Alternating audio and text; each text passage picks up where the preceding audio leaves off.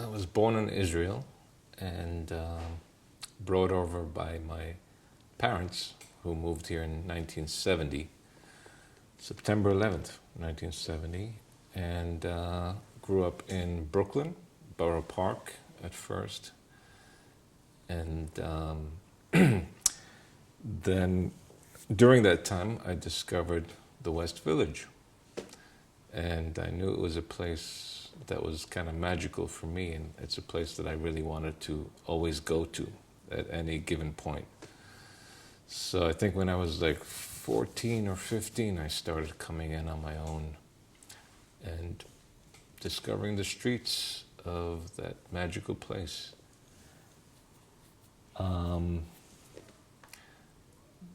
then somehow I got into David Bowie, and I was reading a excuse me, a biography on him, and at the end it listed a discography of his records, and there was one that I didn't know about, so I decided to start calling all the shops in the village, the record shops, and to try to find this or track it down. So I did. That was my introduction to records and the obsessiveness of collecting. But one thing led to another, and I started working in one of the shops, and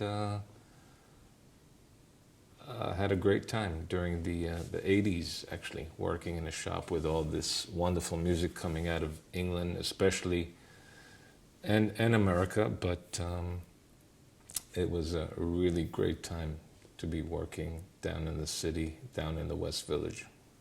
During my working at the shop, I was actually in a couple of bands about the same time, and I was a singer, and things kind of didn't go so fantastically. Actually, we the second band that I was in put out a record that not too many people wanted to hear. At the time, I think it was 1982, and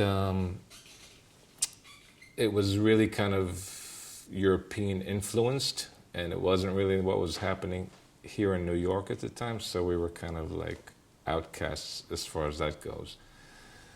And I have an older brother who was kind of bugging me on the other side of the coin, and he kept on insisting that I would open up my own shop and make more money, because that's what he's about, money.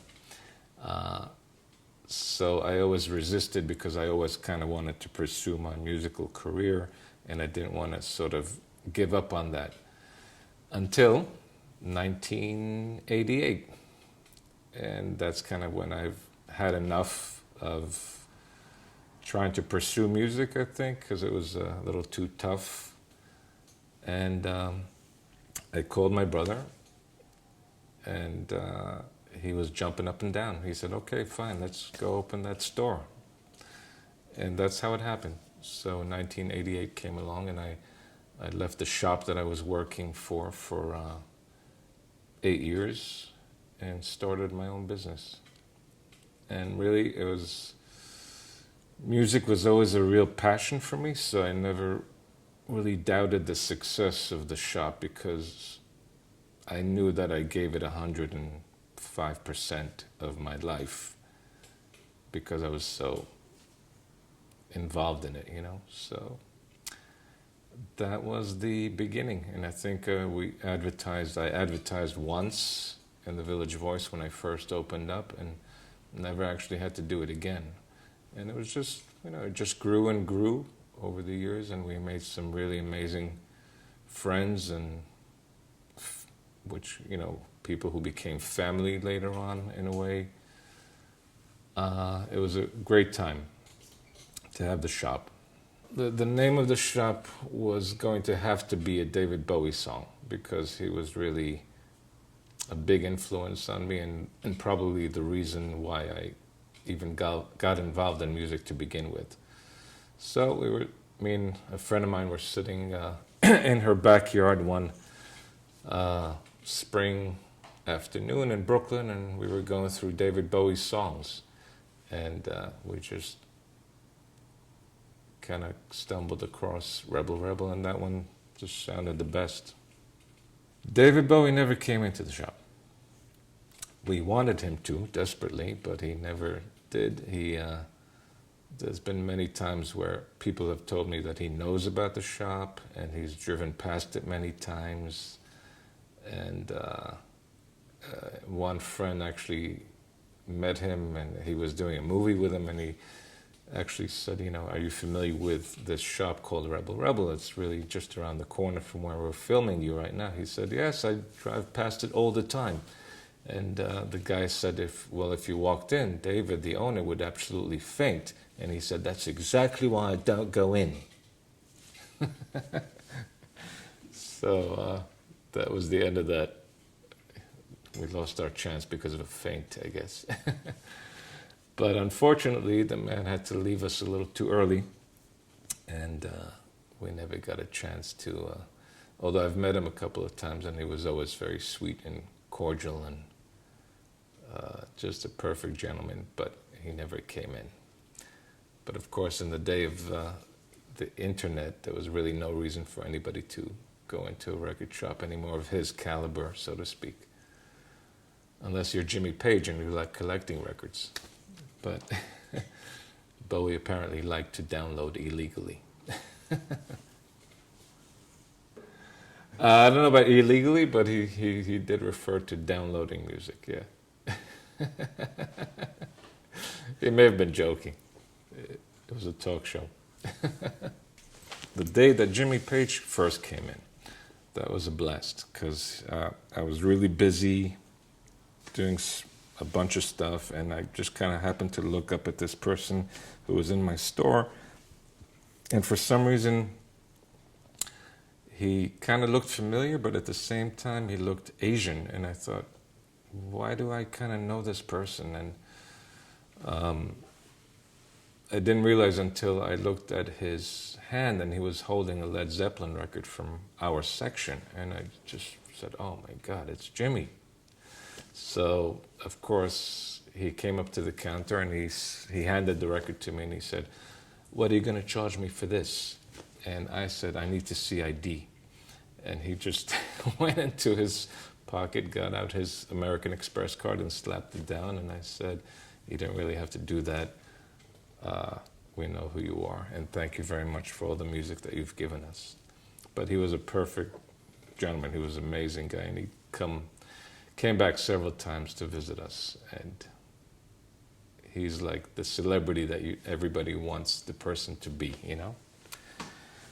And then we had Prince come into the store once, and that was like a real shocker because he came in with 2 bodyguards, and so of course I was kind of frozen because I think at the time he was kind of apparently going around to different shops and confiscating his own bootleg material. So we had a whole shitload of them at the time in our section, and I was trying to get my employee to go over to the section before he did and to get him out, but my employee had no idea what I was talking about or hinting at with my eyes. So I'm like, go over there, come on, take him out.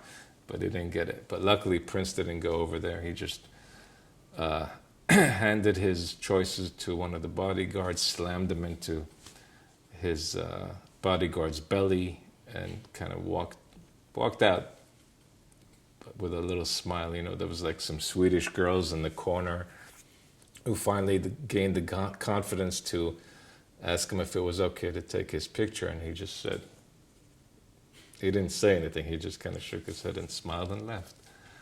That was Prince. But no, we had some great times there. It kind of, the shop became a family, it just because it was sort of like all these people that you connected with, and I felt like I was just collecting all these wonderful people that we had a connection with, and we became really a family, so to speak, because people would come in just to have a chat or have a laugh or talk about politics or whatever, and we it was just a really great energy in the place. But I think it was the culmination of all the people involved who came in. Unfortunately, things on Bleecker Street changed, and all of the fashion designers thought that it would be a cool place for them to be. So, you know, over the years, I guess we just kind of got priced out. We had a landlord that was, I mean, you couldn't really blame the guy for wanting more money, but there's, you know, there's just no value to culture or anything in this city. It seems it's all about money, and I guess it always has been, and things I know have to change, but it seems like people don't value, I don't know, people don't value something that's enriching a community, and they'd rather just sell it off to something that's just going to make them more money. But I guess that's business. And we were taken over by a Dutch designer, and we were kind of squeezed out because I guess they needed some more room for their fitting rooms, unfortunately. But I don't know, life goes on, I guess, you know, and we all have to sort of continue on to and find different roads and different paths in our lives. So it's just a sort of little slap in the face of nothing's forever. So you just find something else that you can do and hopefully get the same magic out of. What am I gonna do? What am I gonna do? I'm just taking it easy because I was married to the store for like 28 years. And when you have a shop and a retail place, at least in my situation, it's how I dealt with it, is that I couldn't let go of it. You really just are so connected to it, and maybe it's because of the music and all of that, but it was a real,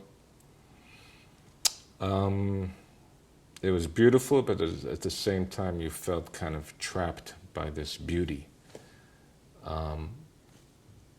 But so now I'm just kind of taking a break and looking at my life from a sort of side view, and thanking whoever for the privilege of having been able to do that, and just taking some time off and before thinking about what to do next. I'm just waiting to get inspired, but it's tough these days. Thanks, Mr. Trump. I'm gonna first get organized because my life is chaotic, and then I'm gonna pick up my guitar again, and I'm gonna start writing songs, and I'm just gonna do it for myself. I mean,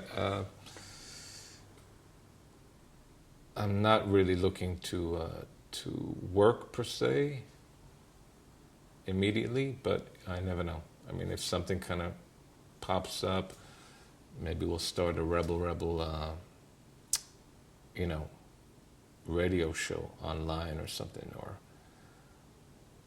I'm not quite sure, but waiting to get inspired.